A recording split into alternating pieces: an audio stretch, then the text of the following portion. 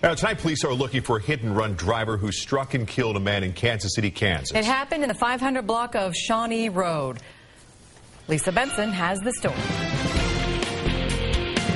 Dolores Gomez walked up Shawnee Road and stopped at the crime scene tape this morning. She wanted to see her brother, 51-year-old Rogelio Vargas. They've always called him Kellogg's. Everybody up here knows him. Everybody.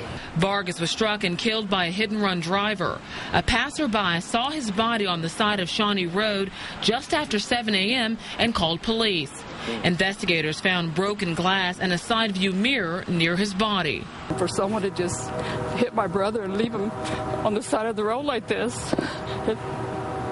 he's such a good-hearted person. He's going to be graciously missed. A loss that will be felt by the entire Vargas family. Rogelio is one of 16 siblings. The family recently buried 2 of his older brothers. I had 11 brothers and I have 5 sisters, and this will be my 3rd brother I'll be buried.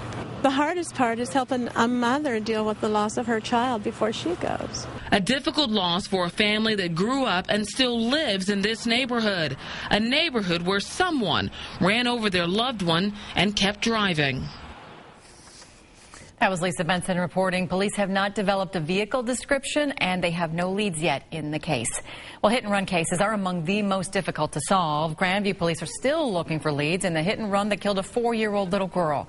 You remember this happened in September. Taylor Wilson tried to cross 152nd Terrace in Grandview when a pickup truck hit her.